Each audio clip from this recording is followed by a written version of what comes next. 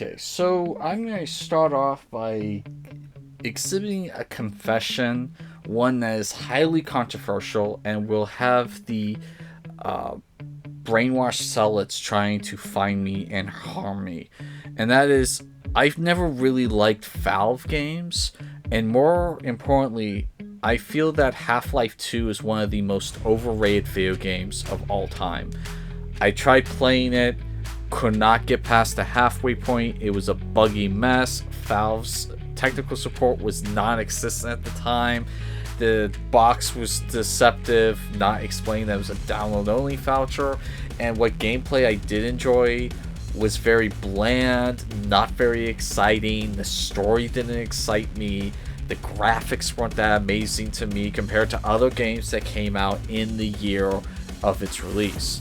And so I don't get why people like just fall over themselves screaming about how Half-Life 2 is the greatest video game ever made when honestly it's not that great of a game. And so now that I've said that, I understand that there are some Half-Life 2 zealots trying to hack my account, find my IP address so they can come and harm me for dare saying anything horrible about their beloved Half-Life 2. But the reason why I bring that up is because I've never been a huge Valve fan. I never saw why Team Fortress was such a huge hit. I didn't really get why Counter-Strike was a huge hit. I guess I get Portal, but it's not my cup of tea.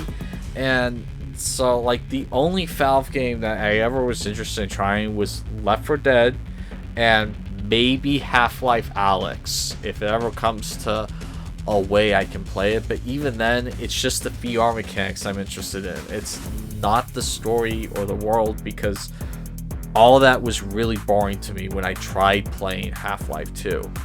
And so I mentioned my disdain for Half-Life 2 because I wanted to show that even though I'm not a huge fan of Valve, I did really enjoy Left 4 Dead.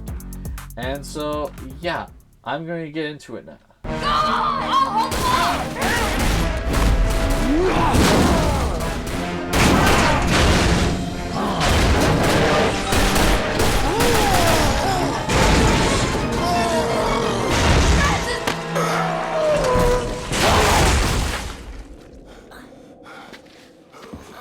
Okay, so Left 4 Dead is the simple premise of you play as one of 4 characters, and you start off in one spot, and you gotta try and make it to a safe house. And you keep doing this multiple times over a level until you hit a final, like, escape area. One level, it's a helicopter. Another one, it's a boat. One is a plane. And so on and so forth. And so it's very simplistic in the way it's built and laid out, but it's still fun because of the little things that happen in it. Like, case in point, there's some great moments of fun panic gameplay where you're literally just spraying bullets all over the place trying to stay alive. And, you know, you have a couple of ways of, you know, like healing yourself. You have like a temporary health boost, whatnot.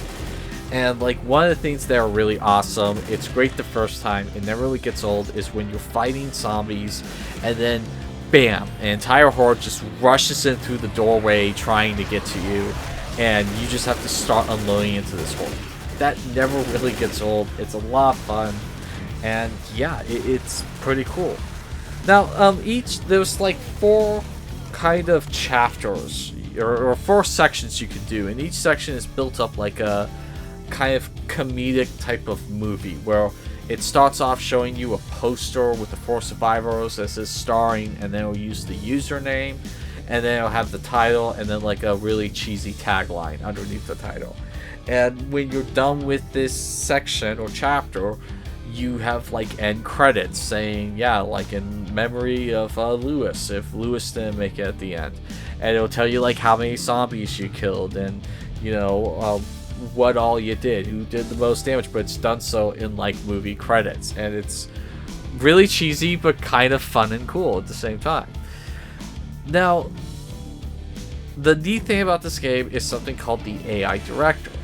Now, the AI Director is this system that while the level layouts don't change at all, the levels are the same each time you play them, what does change is the placement of items and enemies, and that's when the AI director comes in. So the AI director will literally start enemies in different groups and whatnot, and items at different places. And so no two playthroughs will ever be exactly the same. And you start off one level with a tank right there, waiting for you. It's kind of rare when that happens, but I have seen it happen. And there are sometimes you go through an entire level without seeing a tank or a witch or, you know, one of the specials. It's a variation. It just kind of depends on the flip of the coin what you come across. And so yeah, the AI director is really awesome, and it allows for you to have a somewhat unique experience every time you go into this game. Now, it's time to go to the downside, because this game isn't perfect. And one of the big downsides is once you've played one of the 4 campaigns, chances are you've seen everything the game has to offer you. The only thing you haven't seen are the 3 other locations. Yes, the locations are different, but that's really about it. The endings are very similar. There's no new weapons you come across, no new enemy types in the different campaigns.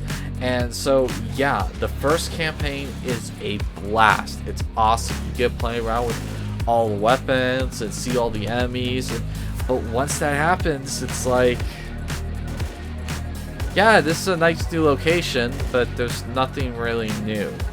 And that's probably my biggest criticism of this game, is they were on a great roll, and then it was like, yeah, we don't have anything really unique for these 4 levels, except for the visual difference, and that's it.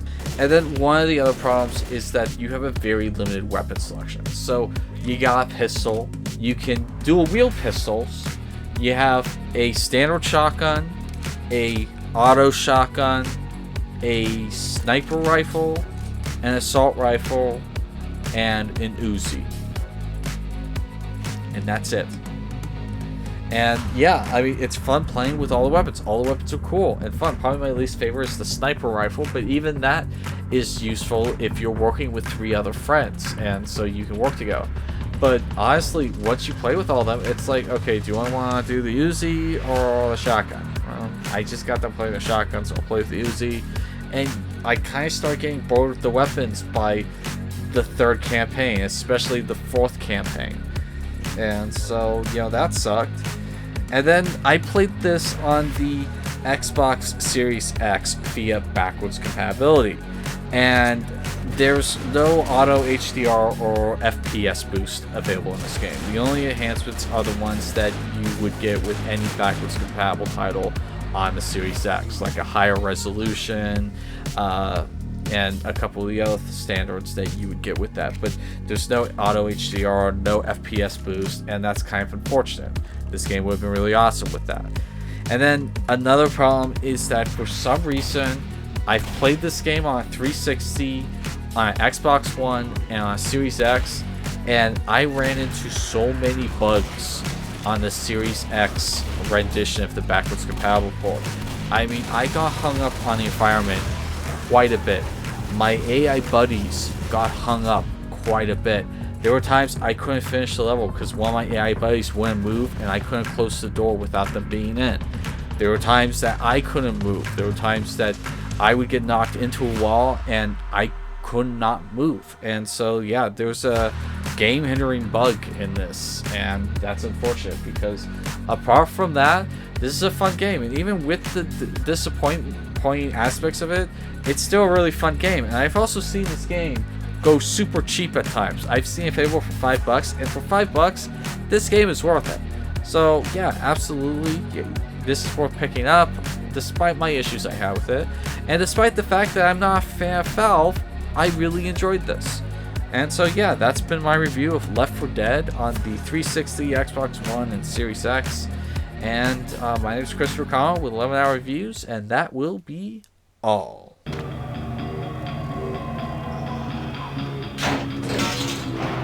We're almost out of here.